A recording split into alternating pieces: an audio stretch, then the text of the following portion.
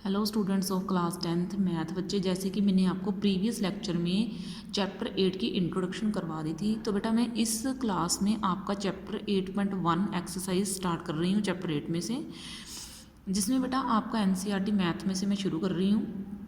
देखो बेटा NCERT math है, एनसीईआरटी मैथ में से आपका फर्स्ट क्वेश्चन उठा रही हूँ। इसने बोला एक ट्राइंगल है, ट्राइंगल कौन सी है, ABC, उस ट्राइंगल का नाम है और राइट एंगल बी के ऊपर बनना चाहिए। राइट एंगल यानी कि 90 डिग्री का एंगल बी के ऊपर बनना चाहिए। आपको AB एंड BC दो साइड्स दी हुई हैं, तो आपने इनकी वैल्यू पता करके बतानी है, sine A cos A sine C and cos C की। इसमें ना पता क्या है, चैप्टर में चैप्टर टफ नहीं है, लेकिन बच्चों को प्रॉब्लम आती है राइट एंगल ट्राइंगल को देखने में।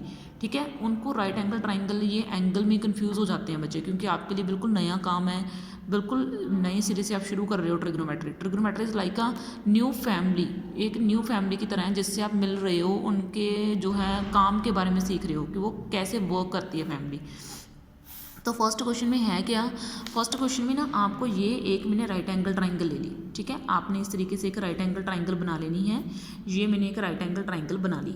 ठीक है, अब राइट एंगल ट्राइंगल बनाने के बाद उसने बोला कि एंगल बी के ऊपर 90 डिग्री का एंगल होना चाहिए, यानी कि यहाँ पे बी होना चाहिए और बी के ऊपर 90 डिग्री एंगल होना चाहिए। इसका नाम मैंने ए रख दिया और इसका नाम मैंने सी रख दिया। तो ये मेरे पास एक कंप्लीट ट्राइंगल बन गया। ठीक है, इसमें आपको ए बी दिया हुआ है कितना, 24 सेंटीमीटर, बी सी दिया हुआ है आपको 7 सेंटीमीटर। ठीक है, ए बी कितना दिया हुआ है 24 सेंटीमीटर, बी सी कितना दिया हुआ है 7 सेंटीमीटर, ये आपको दिए हुई हैं। आपने यहाँ पे लिखना है प्रॉपर से भी आपको क्या क्या गिवन है। गिवन में क्या है, गिवन में एक राइट एंगल ट्राइंगल है। ठीक है, राइट एंगल्ड ट्राइंगल है, आपको इस सभी के मार्क्स मिलेंगे प्रॉपर लिखने से।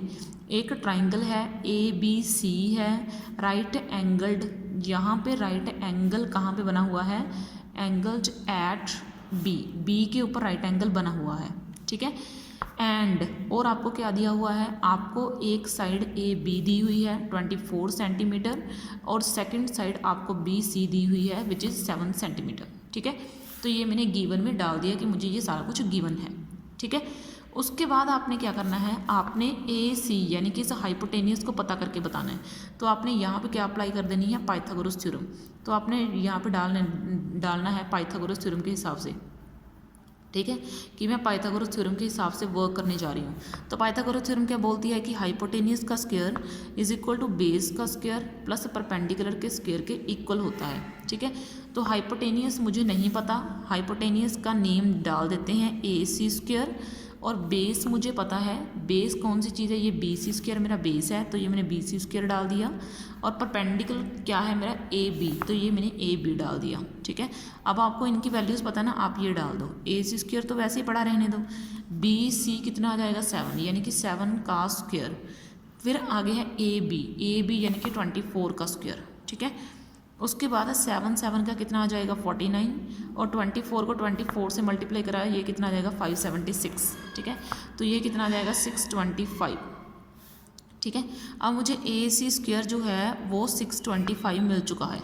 ठीक है, तो क्या मैं 625 को ऐसे डाल सकती हूँ, कैसे, ऐसे 25 का स्क्वायर ऐसे डाल सकती हूँ, 25 का स्क्वायर। तो यहाँ से स्क्वायर कैंसिल हो जाना है और AC आपका आ जाएगा 24। तो यहाँ से बेटा देखो मेरा AC कितना आ जाएगा 25 सेंटीमीटर आ जाएगा, यानी कि मेरे पास ये जो है वो कितना निकल के आ गया विच इज़ 25 सेंटीमीटर। तो ये मेरा 25 सेंटीमीटर निकल के आ गया। ठीक है, तो इतना सम करने के बाद जब आपने बेस, आपको हाइपोटेनियस और आपको परपेंडिकुलर तीनों की तीनों चीज़ें पता चल गई, तब आपने क्या करना है, तब उसके अकॉर्डिंग आपने वर्क करना है। उसने बोला कि आप सबसे पहले, मैं ये पार्ट कर रही हूँ, साइन C और कोस C की वैल्यू निकाल के बताओ। उसने ये बोला कि साइन C और कोस C की वैल्यू निकाल के बताओ। अब बच्चों को प्रॉब्लम कहाँ पे आती है, राइट एंगल ट्राइंगल को देखने में। ठीक है, तो अब देखो C यहाँ पे है ना C। ठीक है, 90 डिग्री के बिल्कुल एग्जैक्ट, इसका मैं अभी आपको एग्जैक्ट रीज़न नहीं बताने वाली, सिर्फ मैं आपको एक छोटी सी ट्रिक बताने वाली हूँ, फिर मैं आपको प्रॉपर राइट एंगल ट्राइंगल्स देखना सिखा दूँगी। ठीक है तो कुछ भी नहीं, बहुत ईजी है, लेकिन बच्चों को मैं एकदम से चैप्टर स्टार्ट करके इतना कुछ नहीं बताना चाहती कि आपका माइंड डिस्टर्ब हो जाए। तो 90 डिग्री के बिल्कुल एग्जैक्ट सामने होना चाहिए वो एंगल, ऊपर की तरफ नहीं, नीचे की तरफ होना चाहिए वो एंगल जिसकी आप वैल्यू निकाल रहे हो, ठीक है। अगर एंगल बिल्कुल सामने है 90 डिग्री के, तो इट मीन्स वो सीधी राइट एंगल ट्राइंगल है। कौन सी राइट एंगल ट्राइंगल है? वो सीधी राइट एंगल ट्राइंगल है, ठीक है। समझ में आई बेटा बात? मैंने आपको क्या बोला कि अगर 90 डिग्री के बिल्कुल सामने है वो एंगल जिसकी आपने वैल्यू निकालनी है, तो वो सीधी राइट एंगल ट्राइंगल है, ठीक है। अगर वो ऊपर की तरफ है, अगर वो एंगल ऊपर की तरफ है जिसकी आपने वैल्यू निकालनी है, तो वो उल्टी राइट एंगल ट्राइंगल है, ठीक है। यानी कि अगर ये सीधी है क्योंकि मुझे सी की वैल्यू निकालनी है, साइन सी, ठीक है।